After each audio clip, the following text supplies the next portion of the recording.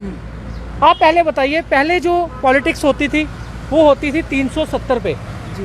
पहले पॉलिटिक्स ये थी कि 370 तोड़ेंगे, 370 तोड़ेंगे, 370 तोड़ेंगे जी। अब पॉलिटिक्स हो रही है 5 अगस्त, कोई ब्लैक डे मना रहा है, कोई खुशियाँ मना रहा है। देखिए, जब 370 टूट चुकी है तो हमें चाहे खुशी हो चाहे गम हो, हम इस चीज़ को भूलकर आगे बढ़ना चाहिए। लालच और अपनी सत्ता के लिए, अपनी चेयर के लिए इन्होंने पीडीपी से हाथ मिलाया। वो पीडीपी अच्छी होगी उस टाइम पीडीपी के लिए बीजेपी अच्छी होगी, बीजेपी के लिए पीडीपी अच्छी होगी। पीडीपी श्रीनगर में कहती है बीजेपी गंदी है, बीजेपी जम्मू में कहती है कि पीडीपी गंदी है। मैं पूछना चाहता हूं, जब दोनों आप हाथ मिलाकर सत्ता में आए थे तब आपको अच्छा बुरा नहीं लगा? तब आपने दोनों ने मिलकर सरकार बनाई और लोगों को बेवकूफ़ बनाया, आम जनता को बेवकूफ़ बनाया। आम जनता के हित में क्या किया? कौन से गवर्नमेंट स्कूलों के इंफ्रास्ट्रक्चर अच्छा किया? एक भी एमएलए मुझे 70-75 सालों से ये बता दे कि उन्होंने अपने एरिया का कोई स्कूल अच्छा बनाया, कोई हॉस्पिटल, वहाँ पे डॉक्टरों, आपने देखा कोविड-19 में ये इस तरह एक्सपोज हुए कि इनको हॉस्पिटलों के हालात सारी दुनिया के सामने आ चुके हैं कि जो हमारे जीएमसी में जाता है वो कोई ऊपर वाले की कृपा होती है तो वापस आता है, नहीं तो उसके हालात वहाँ पे क्या होते हैं वो आप देख ही सकते हैं आए दिन। आप मुझे बताइए, जब अब ये बिजली प्राइवेट करने की बात कर रहे हैं, एक माफियाओं को इनके ठेके दिए जा रहे हैं, चाहे वो किसी भी माफिया को देंगे, क्योंकि जो बड़े बड़े ऐसे ठेके लेते हैं, कॉन्ट्रैक्ट लेते हैं, तो ये बड़े बड़े माफियाज हैं। जब इन माफियाज को आप कॉन्ट्रैक्ट दे देंगे बिजली का, प्राइवेट बिजली कर देंगे, तो आपको लगता है कि एक गरीब आदमी किस तरह सर्वाइव कर पाएगा? एक गरीब आदमी क्या करेगा उस टाइम? गरीब आदमी रोटी कमाएगा जब बिजली चलाएगा, जब बिजली का बिल देगा। तो आप अगर बिल नहीं दिया जाता, रही बात बिजली की, हेल्थ के लिए आपने कुछ नहीं किया, एजुकेशन के लिए आपने कुछ नहीं किया। 370 पे आपने 5 अगस्त, पहले 370 पे सियासत होती थी, अब 5 अगस्त पे सियासत हुआ करेगी, और यही 5 अगस्त पे सियासत करके पूरे देश को बेवकूफ़ बनाया जाएगा। और यहाँ पे जब सत्ता की बात आती है तब हिंदू मुस्लिम एक हो जाता है, जब वोट लेने की बात आती है तो हिंदू मुस्लिम को ही लड़ाया जाता है। और इसी चीज़ का बेनिफिट लेकर हमारी सरकारें, हमारे राजनेता जो गंदगी फैलाते हैं, हम लोगों को बेवकूफ़ बनाते हैं। लेकिन आज के टाइम जनता को समझना होगा कि आपके वोट की अहमियत क्या है। आपके देखता हूँ कुछ एमएलए ऐसे हैं जो एक डोमिसाइल सर्टिफिकेट बनाकर उस कैंडिडेट के साथ, जो कोई भी जनता को, जो आदमी होता है, उस जनता के साथ फोटो क्लिक करवाकर फेसबुक पे चलाए, देखो मैंने कितना बड़ा काम कर दिया, डोमिसाइल सर्टिफिकेट बना दिया। अरे शर्म करो। समझ नहीं आती कि ये 70 साल वाला जो राग लाते हैं, कहते हैं पुरानी सरकारों ने ये किया, पुरानी सरकारों ने वो किया। मैं इनसे पूछना चाहती हूँ, आपने आम लोगों के लिए क्या किया? हमें पहले तो कम से कम इलेक्ट्रिसिटी थोड़ी बहुत फ्री मिलती थी, इतनी महंगाई नहीं थी, पेट्रोल इतना महंगा नहीं था। आपने कौन से 4 चांद लगा दिया? आपने तो 4 चांद लगाए महंगाई के, हर स्तर पे आपने 4 चांद लगाए। आपने कहाँ पे डेवलपमेंट की हमें समझ नहीं आती है। आप ये गिनाते हो कि हम कॉलेज बना रहे हैं, हम ये कर रहे हैं, हम सड़कें बना। अब मुझे ये बताओ, अगर आप अच्छे कॉलेज बना भी दोगे, अगर आम जनता के पास 2 वक्त का खाना नहीं होगा तो वो हजारों के बच्चे पढ़ेंगे, आम लोगों को एजुकेशन कहाँ से मिलेगी? रही बात प्राइवेट स्कूल की, तो प्राइवेट स्कूल इसलिए धांधली मचाते हैं, वो इसलिए ऐसा करते हैं क्योंकि ये गवर्नमेंट स्कूल को इंपॉर्टेंस नहीं देते हैं, ये गवर्नमेंट स्कूल का स्ट्रक्चर अच्छा नहीं बनाते हैं, इन्होंने गवर्नमेंट स्कूल में कोई फैसिलिटी नहीं दी हुई है। इनका एजुकेशन सिस्टम गवर्नमेंट का इतना गंदा है कि लोग जो है वो मजबूर है प्राइवेट सेक्टर में जाने के लिए। फिर तो और प्राइवेट सेक्टर क्या करेगा? वो तो लोगों को निचोड़ेगा ना। आप अपना गवर्नमेंट स्ट्रक्चर अच्छा कीजिए, आप गवर्नमेंट स्कूल को इतना अच्छा बनाइए कि ताकि लोग जो है गवर्नमेंट स्कूल में पहले जाए और प्राइवेट स्कूल में बाद में जाए। और प्राइवेट स्कूल के जो मैं कहती हूँ माफिया है, वो अपने आप लाइन पे आ जाएगा जब उनके स्कूल में बच्चे ही नहीं जाएंगे, क्योंकि लोग मजबूर। आज एक सब्जी वाला जो है ना, वो अभी भूखा रह के कहेगा कि मेरा बच्चा गवर्नमेंट स्कूल में ना जाके प्राइवेट स्कूल में जाए, because he is very helpless person. वो हेल्पलेस है, वो मजबूर है। स्कूल में आप पे तो गवर्नमेंट स्कूल को बड़े टीचर्स को दे रहे हो, लेकिन वहाँ पे बच्चे ही नहीं है। वहाँ पे अगर 32 का स्टाफ है तो 5 वहाँ पे बच्चे होंगे, उनसे भी समोसे मंगाए जाते हैं, वहाँ पे टीचर सैलड करके खाते हैं। मैंने खुद देखा अपनी आंखों से। आप लोग पहले जाके अपने गवर्नमेंट, जितने भी आपके गवर्नमेंट डिपार्टमेंट्स है ना, उनके ऊपर आप जाके उनको देखिए, उनको सर्च कीजिए, वो लोग क्या कर रहे हैं, अपना इंफ्रास्ट्रक्चर ठीक कीजिए, फिर आप बात करिए। आपने 370 की, आप 35 की, इनके बर्थडे मना के आप लोगों को उल्लू मत बनाइए, ठीक है? इनके केक काट के आप लोगों को बार बार वही चीजें दिखा रहे हैं। अब हम कितना 370 टूटी तो टूट गई ना, आप क्या करोगे? ये कोई इंडिपेंडेंस डे नहीं है जिसको हम हर साल मनाएंगे। आप पहले लोगों के मूल चीजों को जो है, जो लोग जो चाहते हैं सुविधाएं, उनको। नमस्कार, दैनिक शिफ्ट टाइम में आप सबका स्वागत है। मैं रश्मि शर्मा, कैमरामैन शुभम भगत के साथ। जिस तरह से हमारी जनता जानती है, हमेशा हम जनता के हित के मुद्दों को लेकर जनता के समक्ष आते हैं और कहीं ना कहीं प्रशासन और सरकार को झिझोड़ने की कोशिश भी करते हैं, क्योंकि ये वो जनता है जिनके जनता के मत के दम पर सरकारें बनती हैं। पर वायदे किए जाते हैं, उन वायदों का क्या? सरकारें बनते ही वायदे कहीं ना कहीं ठंडे बस्ते में गुम हो जाते और जनता वही टिकटिकी बांधे, नज़रें गड़ाए, उम्मीद में रहती आज नहीं तो कल हमारे साथ जो वायदे किए गए थे वो पूरे होंगे। 70 साल से जम्मू की बात करें तो कहा जाता है पहली सरकारों ने जनता के साथ भेदभाव किया, डिस्क्रिमिनेशन होता रहा जम्मू की जनता के साथ। आखिर कब होंगे वो 70 साल पूरे? क्या अब जनता को उनका अधिकार मिल पाएगा? क्या जिसका वायदा किया था एब्रोगेशन 370 और 35A के बाद, बार बार कहते हैं कि वही 370 का अलाप रहे हैं हम। क्यों अलाप रहे हैं ये भी बताते हैं, क्योंकि ये उसी दौरान की बात है। कहा गया था एक बहुत बड़ी बाधा है 370। एब्रोगेशन के बाद प्रगति के रास्ते खुलेंगे, नई डेवलपमेंट होगी, बेरोजगारी खत्म होगी, महंगाई दर दूर होगी और कहीं ना कहीं जम्मू कश्मीर की जनता के चेहरों पर खुशहाली आएगी। एक खुशनुमा जम्मू कश्मीर का निर्माण होगा।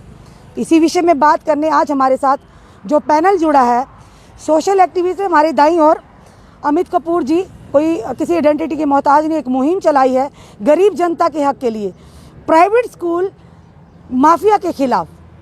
ये हम नहीं, ये अमित कपूर कहते हैं कि एक माफिया है कि जब बात कोर्ट के ऑर्डर की ना मानी जाए या सरकार की आदेश ना माने जाए तो ऐसी लोगों को माफिया ही कहा जाता है, आम जनता को निचोड़ने के लिए। और दूसरी तरफ हमारे मैडम रजनी जमवाल खड़ी हैं, 10+2 कॉन्ट्रैक्चुअल लेक्चर का, जिन्होंने 4 साल लगातार धरना प्रदर्शन किया था अपने हक को लेकर। जानते हैं आज के दौर में शिक्षा का स्तर कितना ऊंचा हुआ है। सबसे पहले अमित जी आपका बहुत बहुत स्वागत है। Thank you ma'am. क्या कहना चाहते हैं अमित जी? एक लंबी लड़ाई आप भी लड़ रहे हैं, तो क्योंकि आप दोनों एजुकेशन के साथ, शिक्षा के साथ जुड़े हुए हैं, तो आज हमने भी सोचा कि दोनों को सामने लाकर बात की जाए कि आप अपने क्या सुझाव रखते हो और रजनी जी क्या सुझाव रखती हैं आम जनता के सामने। क्या कहना चाहेंगे? जिस तरह से कहा जाता था 70 साल में पहली सरकारों ने ये किया वो किया, उनकी नाकामियाँ गिनाई जाती। अब 70 साल तो पूरे हो चुके, अब 70 साल के बाद किस तरह से आप जम्मू कश्मीर, खास करके जम्मू की तस्वीर को देख रहे हैं? देखिए, जम्मू की तस्वीर जैसे पहले थी जी, आज भी वैसे ही है। देखिए, आप कुछ लोग डेवलपमेंट क्या कहते हैं कि रोड बन गए, ब्रिज बन गए। देखिए, ये तो रूटीन वर्क है, टाइम टू टाइम बनने ही बनने हैं। ये सेंटर करवाएगा, चाहे सरकार कांग्रेस की रही चाहे बीजेपी की रही, ये काम रूटीन में होने ही होने हैं। जनता टैक्स भी तो देती है रोड का। लेकिन अफसोस इस बात का है कि जनता के लिए क्या हुआ, जनता को जरूरत क्या है, क्या कभी हमारे राजनेताओं ने समझा? आप पहले बताइए, पहले जो पॉलिटिक्स होती थी वो होती थी 370 पे। पहले पॉलिटिक्स ये थी कि 370 तोड़ेंगे, 370 तोड़ेंगे, 370 तोड़ेंगे। अब पॉलिटिक्स हो रही है 5 अगस्त, कोई ब्लैक डे मना रहा है, कोई खुशियाँ मना रहा है। देखिए, जब 370 टूट चुकी है तो हमें चाहे खुशी हो चाहे गम हो, हम इस चीज़ को भूलकर, हमें इस चीज़ को भूलकर आगे बढ़ना चाहिए। हमें जम्मू कश्मीर की जो आम जनता क्या चाहती है उन मुद्दों पे लड़ाई लड़नी चाहिए, उन मुद्दों पे बोलना चाहिए, उन मुद्दों पे वोट देने चाहिए, उन मुद्दों के लिए इन नेताओं को चुनना होगा हमें। ये वही नेता हैं जो 70 सालों से, चाहे वो बीजेपी सरकार रही चाहे वो कांग्रेस सरकार रही, मैं आपको पूछना चाहता हूं, पहले रही बीजेपी सरकार की बात करता हूं मैं। बीजेपी सरकार रही, बीजेपी सरकार ने क्या किया? जब अपने लालच और अपनी सत्ता के लिए, अपनी चेयर के लिए इन्होंने पीडीपी से हाथ मिलाया। वो पीडीपी अच्छी होगी उस टाइम पीडीपी के लिए बीजेपी अच्छी होगी, बीजेपी के लिए पीडीपी अच्छी होगी। पीडीपी श्रीनगर में कहती है बीजेपी गंदी है, बीजेपी जम्मू में कहती है कि पीडीपी गंदी है। मैं पूछना चाहता हूं, जब दोनों आप हाथ मिलाकर सत्ता में आए थे तब आपको अच्छा बुरा नहीं लगा? तब आपने दोनों ने मिलकर सरकार बनाई और लोगों को बेवकूफ़ बनाया, आम जनता को बेवकूफ़ बनाया। आम जनता के हित में क्या किया? कौन से गवर्नमेंट स्कूलों के इंफ्रास्ट्रक्चर अच्छा किया? एक भी एमएलए मुझे 70-75 सालों से ये बता दे कि उन्होंने अपने एरिया का कोई स्कूल अच्छा बनाया, कोई हॉस्पिटल, वहाँ पे डॉक्टरों, आपने देखा कोविड-19 में कोविड-19 में ये इस तरह एक्सपोज हुए कि इनको हॉस्पिटलों के हालात सारी दुनिया के सामने आ चुके हैं कि जो हमारे जीएमसी में जाता है वो कोई ऊपर वाले की कृपा होती है तो वापस आता है, नहीं तो उसके हालात वहाँ पे क्या होते हैं वो आप देख ही सकते हैं। आए दिन रोज़ आपके मीडिया के माध्यम से ही हम देखते हैं कि क्या क्या किस्से लोगों के सामने आ रहे हैं। वहीं पे बिजली, आप मुझे बताइए, जब बिजली, अब ये बिजली प्राइवेट करने की बात कर रहे हैं, एक माफियाओं को इनके ठेके दिए जा रहे हैं, चाहे वो किसी भी माफिया को देंगे, क्योंकि जो बड़े बड़े ऐसे ठेके लेते हैं, कॉन्ट्रैक्ट लेते हैं, तो ये बड़े बड़े माफियाज हैं। जब इन माफियाज को आप कॉन्ट्रैक्ट दे देंगे बिजली का, प्राइवेट बिजली कर देंगे, तो आपको लगता है कि एक गरीब आदमी किस तरह सर्वाइव कर पाएगा? एक गरीब आदमी क्या करेगा उस टाइम? गरीब आदमी रोटी कमाएगा या बिजली चलाएगा, या बिजली का बिल देगा। तो आप अगर बिजली प्राइवेट कर रहे हो तो हर एक स्टेट में, पंजाब स्टेट में, दिल्ली स्टेट में, और भी बहुत सी अदर स्टेट्स हैं जहाँ पे बिजली की 100-200 यूनिट जो है वो मध्यम वर्ग के लिए, गरीब लोगों के लिए फ्री ऑफ कॉस्ट है। लेकिन यहाँ पे क्या, यहाँ पे जम्मू में उल्टा, यहाँ की बिजली बेची जाती है, बाकी स्टेट्स को दी जाती है, लेकिन बिजली में कोई राहत नहीं। यहाँ पे बिजली बनती है, यहाँ की बिजली बाहर सेल कर दी जाती है, उससे बिजनेस किया जाता है, लेकिन जम्मू के लोगों को बिजली के ऊपर कुछ भी नहीं दिया जाता। रही बात बिजली की, हेल्थ के लिए आपने कुछ नहीं किया, एजुकेशन के लिए आपने कुछ नहीं किया। 370 पे आपने 5 अगस्त, पहले 370 पे सियासत होती थी, अब 5 अगस्त पे सियासत हुआ करेगी, और यही 5 अगस्त पे सियासत करके पूरे देश को बेवकूफ़ बनाया जाएगा। और यहाँ पे जब सत्ता की बात आती है तब हिंदू मुस्लिम एक हो जाता है, जब वोट लेने की बात आती है तो हिंदू मुस्लिम को ही लड़ाया जाता है, और इसी चीज़ का बेनिफिट लेकर हमारी सरकारें, हमारे राजनेता जो गंदगी फैलाते हैं, हम लोगों को बेवकूफ़ बनाते हैं। लेकिन आज के टाइम जनता को समझना होगा कि आपके बोर्ड की अहमियत क्या है। आपके बोर्ड की वजह से ही ये लोग जो हैं, देखिए एक राजनेता का काम क्या होता है, मैं यहाँ पे देखता हूँ कुछ MLAs ऐसे हैं जो एक डोमिसाइल सर्टिफिकेट बनाकर उस कैंडिडेट के साथ, जो कोई भी जनता को, जो आदमी होता है, उस जनता के साथ फोटो क्लिक करवाकर फेसबुक पे चलाए, देखो मैंने कितना बड़ा काम कर दिया, डोमिसाइल सर्टिफिकेट बना दिया। अरे शर्म करो, अरे एहसास होना चाहिए कि MLA का काम क्या होता है। MLA का काम होता है फंड्स का सही जगह इस्तेमाल करना, और वो फंड्स कहाँ से आते हैं? हमारी जनता के टैक्स से आते हैं, जो टैक्स के जरिए आप तक पहुँचते हैं। लेकिन आप लोग क्या करते हो? उस टैक्स के पैसा, जो फंड्स आता है, आप लोग ठेकेदार, अपने ही रिश्तेदार ठेकेदार बनाए होते हैं, उन ठेकेदारों को इन्होंने कॉन्ट्रैक्ट दिलाना है और उन्हीं से कमीशनें खानी है। अगर 1 लाख का काम होगा, 70,000 कमीशनें होंगी, 30,000 में वो 10,000 लगाएगा, 20,000 ठेकेदार भी जेब में डालेगा, तो ये काम होते हैं। तभी तो अच्छे काम, तो इसी तरह मैडम मुझे एक चीज बताइए, क्या चीज खत्म नहीं होती? ये कहते हैं करप्शन खत्म नहीं होती, मैं कहता हूँ करप्शन खत्म करने में 10 दिन भी ना लगे। जो भी कोई गलत काम करते हुए पकड़ा जाता है, चाहे वो कोई भी डिपार्टमेंट का गवर्नमेंट मुलाजिम हो, अगर वो रिश्वत लेते हुए पकड़ा गया, उसी टाइम उसको डिसमिस कर दीजिए। उसको कोई पेंशन नहीं देनी, बिल्कुल डिसमिस कर दीजिए, कोई हाफ सैलरी नहीं देनी, उसके बाद कुछ भी नहीं देना। तो मैं कहता हूँ कोई भी जब गवर्नमेंट मुलाजिम रिश्वत लेगा ही नहीं, तो मुझे बताइए करप्शन कैसे होगी?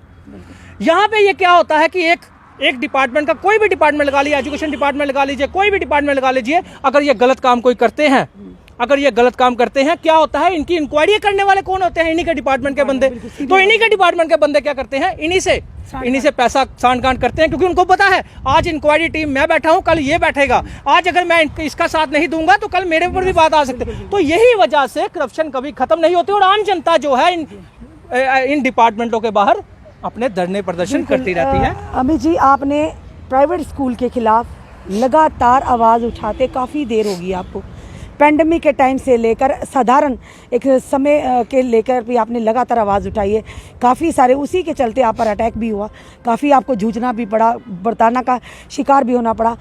एक बात हमसे पूछना चाहेंगे, इस सारे मसले में कहीं ना कहीं जनता के हित की बात है। ये जनता के हित की बात करें, आपका पर्सनल बच्चे भी 2 ही बच्चे होंगे, पढ़ते होंगे, तो या अपने कितने 8-10 बच्चे होंगे रिश्तेदारों में। तो बात ये है कि किसी भी पार्टी के नेता को इस मुद्दे पर आपके साथ ना ही हमने खड़े होते देखा, ना ही बात करते देखा कि प्राइवेट स्कूल लगातार वायलेट कर रहा है, जो कंटेम्प्ट ऑफ कोर्ट कर रहा है, कोर्ट के आदेशों को नहीं मान रहा, सरकार के आदेशों को नहीं मान रहा। इस तरह की किस तरह की दादागिरी, और एक भी नेता, एक भी किसी भी पार्टी का, हम ये एक पार्टी की बात नहीं करेंगे, चाहे बीजेपी की बात करें, चाहे कांग्रेस की बात करें, चाहे पीडी की भी बात करें, चाहे पैंथर पार्टी की बात करें, चाहे एनसी की बात करें, किसी भी, चाहे हम कहें आम आदमी पार्टी की बात करें या आप की बात करें, अपनी पार्टी की बात में, एक व्यक्ति भी कि जिसको इससे आपत्ति नहीं है, किसी आपत्ति नहीं, यानी उनको कोई लेना देना नहीं इस चीज़ से। शायद उनके बच्चे पढ़ते ही नहीं स्कूलों में, या पढ़ते भी हमें पता नहीं किस तरह से, या फ्री ऑफ कॉस्ट पढ़ते हैं, या कुछ हो रहा है इसके सामने। देखिए, आपने बहुत बढ़िया सवाल किया, बहुत बढ़िया क्वेश्चन किया, लेकिन अफसोस इस बात का है, आप कहते हो ये साथ नहीं देते। अरे साथ देना तो बहुत दूर की बात है, ये तो मुझे भी फाइट करने नहीं देना चाहते। ये मेरे पे भी इस तरह का दबाव बनाया जाता है, मेरे को भी इस तरह का बोला जाता है कि आप क्यों प्राइवेट स्कूलों के पीछे पड़े हो। हालांकि आपका मतलब क्या है मुझे पूछने का, मेरे पे दबाव बनाने का।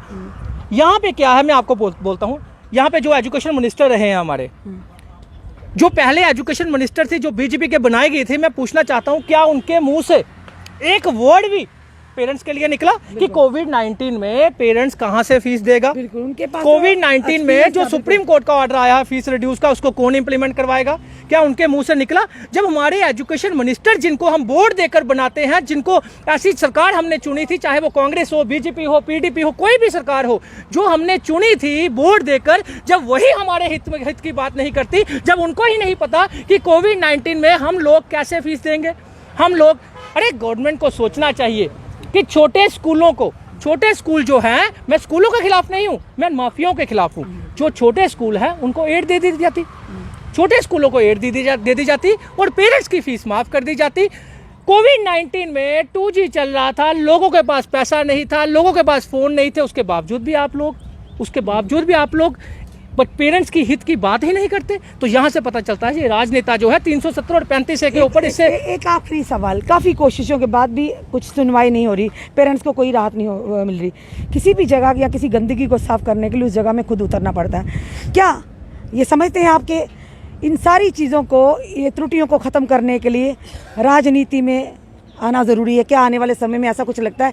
क्योंकि जिस तरह से आप कर रहे हैं, या क्या आपके माइंड में आ रहा है कि आने वाले समय में आप ज़रूर राजनीति में मैदान में कूदेंगे इस सारी गंदगी को साफ करने के लिए? देखिए, जब होता है ना, कहते हैं ना कि अगर आपने मगरमच्छ को हराना, इन माफियाओं को हराना है, तो आपके पास कोई पॉलिटिकल पावर चाहिए। लेकिन पॉलिटिकल पावर लेने के लिए मैं सिर्फ अपना बेनिफिट सोचूं तो मैं आज चला जाऊं बीजेपी में, कांग्रेस में, एनसी में, पीडीपी में, किसी में भी चला जाऊं और मुझे कोई भी मना नहीं करने वाला। काफ़ी ऑफर्स भी मेरे को आ चुकी हैं, लेकिन अफसोस इस बात का है कि मैं किसी पार्टी में जाता हूँ, अगर मैं ऐसी पार्टियों में जाऊं कि जिनके मुद्दे ही हिंदू मुस्लिम हो, जिनके मुद्दे ही जनता को बेवकूफ़ बनाना हो, जिनके मुद्दे ही सिर्फ अपनी प्रॉपर्टी इकट्ठी करनी हो, जिनके मुद्दे ही लोगों को बेवकूफ़ बनाना हो, तो मैं ऐसी पार्टियों में जाकर क्या करूंगा आप मुझे बताइए। मुझे ऐसी पार्टी चाहिए जो लोगों की बात करे, जो लोगों के हितों की बात करे, जो आम आदमी से सलाह लेके बात करे, जो आम आदमी से डिस्कस करके बात करे, जो आम आदमी के लोगों के जो ज़रूरत है, जो बुनियादी ज़रूरतें हैं, उनकी बात करें। उस पार्टी में जाने की मैं ज़रूर सोचूंगा और ज़रूर मैं यानी कि इनडायरेक्टली कह रहे हैं कि ऐसी पार्टी की तलाश है। हाँ, बिल्कुल। चलिए, उम्मीद करते हैं आपको ऐसी पार्टी ज़रूर मिले और आप उसका एक हिस्सा बने, और हिस्सा बनकर आम जनता की जो कम से कम मूल सुविधाएं, जो इनका वो अधिकार है, उनको ज़रूर मिलता। धन्यवाद अमित जी हमारे साथ जुड़ने के लिए। चलिए अब रजनी जी से बोलते हैं। रजनी जी, आप एक अध्यापिका हैं, बच्चों को पढ़ाती, कई सारे बच्चे आपके हाथों से पढ़ भी चुके होंगे, पर आपका 4 साल का इतना बड़ा टेन्यूर रहा है, तो क्या कहेंगे, मूल सुविधाएं क्या हैं? क्या किस तरह से आप इसको जस्टिफाई करना चाहती हैं कि मूल सुविधाओं में क्या आता है? एक तरफ कहा जाता था साक्षर भारत, साक्षर मिशन भी चलाया गया, पर वो मिशन किस कार्य की कि एक अध्यापक ही पूरी उनकी एक टीम ही लेकर 4 साल से लगातार धरने प्रदर्शन पर थे। तो क्या मैसेज आता है? मैम, मैं तो यही कहूँगी कि हमने जिन बच्चों को पढ़ाया वो शायद कहीं अच्छा कोई जॉब भी कर रहे होंगे, लेकिन आज भी हम उसी स्थिति में हैं। तो हमने बड़े फार फ्लंग एरियाज़ में जाके अच्छा पढ़ाया, मतलब मुझे लगता है कि जो परमानेंट लेक्चर्स हैं उनसे कहीं बेस्ट हमने पढ़ाया। आप रिजल्ट्स देख सकते हैं कि कंट्रेक्चुअल लेक्चर्स ने कितना अच्छा पढ़ाया और कितने अच्छे रिजल्ट रहे हैं। लेकिन आज मैं अपनी बात नहीं करूंगी, क्योंकि हमने बड़ी बार कहा, बहुत बार किया, लेकिन मुझे नहीं लगता कि हमारे जो बड़े बड़े चेयर्स पे बैठे हुए लोग हैं, जिनको हमने वोट देके बिठाया है, उनको हमारी बात समझ में आती है।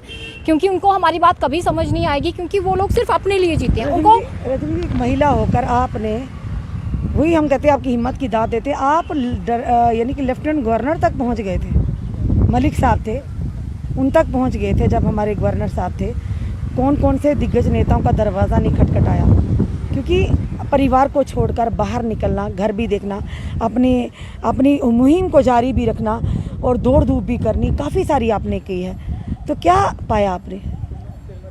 मैम वो तो आपके सामने ही है कि क्या पाया है। 12 साल मैंने जॉब की, मैंने इतनी स्ट्रगल की। इनफैक्ट हाँ, थोड़ा मुझे जब मैं सत्यपाल मलिक सर से मिली थी तो उन्होंने मतलब वो लॉ के ग्रेजुएट हैं, उन्होंने भी खुद पढ़ा। तब चीफ सेक्रेटरी सर भी वहीं बैठे थे, सुब्रमण्यम सर, जिस दिन असेंबली डिसॉल्व हुई है मैं उनसे मिली थी। तो चीफ सेक्रेटरी सर ने खुद इस बात को माना है कि इनका राइट बनता है। लेकिन बड़े अफसोस की बात है कि जो स्टेट का ऑल इन ऑल होता है, जो गवर्नर थे, उन्होंने जब ये कहा कि इनका बनता है, उसके बाद भी हमें हमारा हक नहीं मिला। तो आने वाले लोग जो है, मैं जनता से कहना चाहती हूँ कि आपको आपके हक कहाँ से मिलेंगे।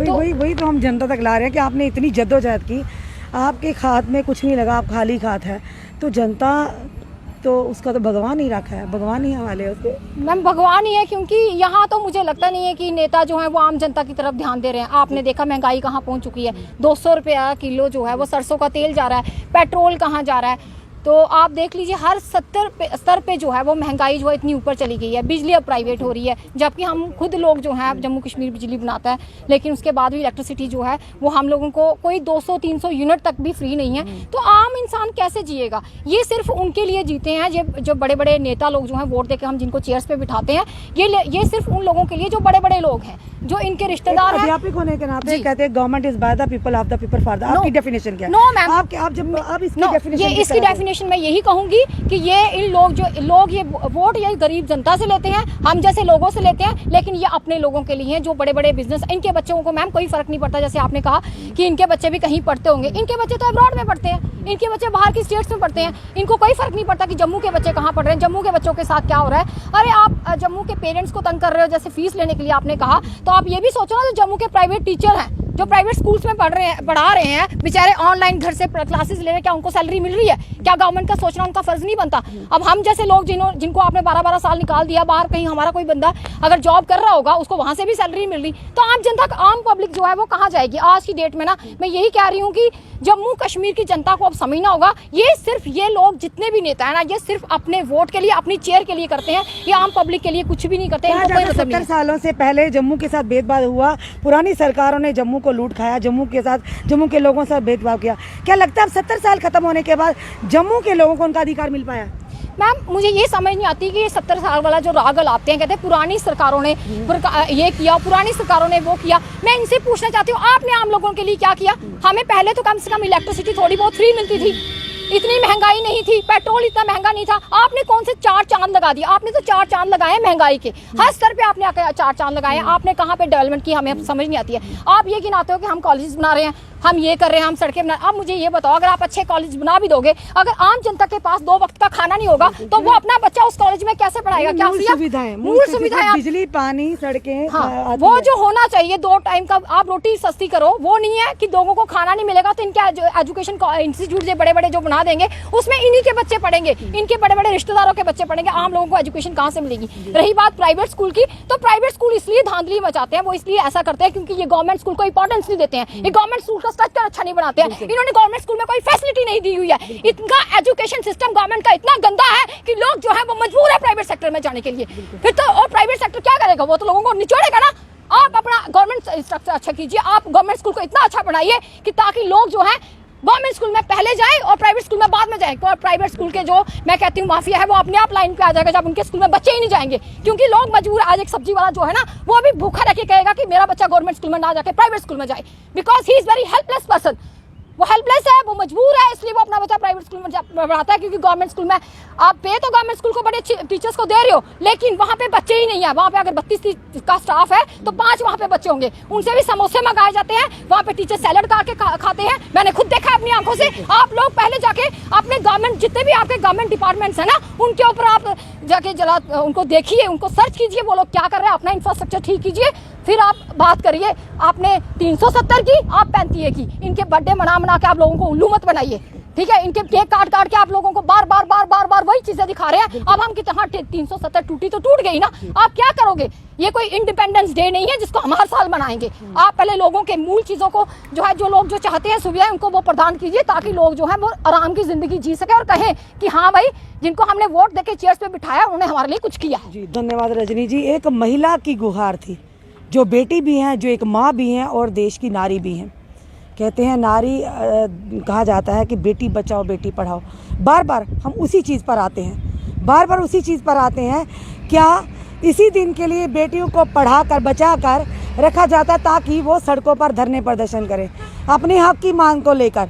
बार बार हमारा यही नज़रिया रहता, फिर ऐसे नारे क्यों लगाते? चाहे कोई भी पार्टी हो, जब आप बात करते हैं महिलाओं को तो वो सम्मान तो दीजिए। अगर महिलाएं सड़कों पर उतरी हैं, आप जानिए तो सही क्यों सड़कों पर उतरी हैं। अगर युवाओं को कहा जाता है रीढ़ की हड्डी है, तो आज रीढ़ की हड्डी जगह जगह से टूट क्यों जा रही है, क्यों खोखली हो जा रही है? आने वाले देश का भविष्य युवा, तो आज युवा सड़कों पर क्यों है? गौर है इन चीज़ों पर करने का। जिस तरह से अम्मी जी ने कहा कि हिंदू मुस्लिम की राजनीति से उठकर इन चीज़ों पर गौर किए कि आखिर जनता की मूल सुविधाएं क्या है, बिजली, पानी, रोटी, सड़कें, कनेक्टिविटी। और जिस तरह से कल हमने रविंद्र रैना जी का इंटरव्यू किया था, उन्होंने कहा था कि गांव-गांव बिजली पहुंच रही है, सड़कें पहुंच रही है, पर क्या कहे जब हम ऐसी बातों उनको आगे से पूछते भी हैं, समय की कमी के रहते लंबा इंटरव्यू हो जाता, लोगों का इंटरेस्ट भी नहीं रहता, कहीं ना कहीं हमारे पास भी इतना समय नहीं होता। पर उनको भी हम बताना चाहेंगे, आप एक बार आरसपुरा के मीरा साहब के चकलावल गाँव में जाकर देखिए, एक बार जाकर देखिए। कितने सालों से 4 साल 5 साल तो मुझे हो गए वहाँ जाते हुए, लगातार वहाँ के सड़कों की हालत देखिए, वहाँ की बिजली की स्थिति देखिए।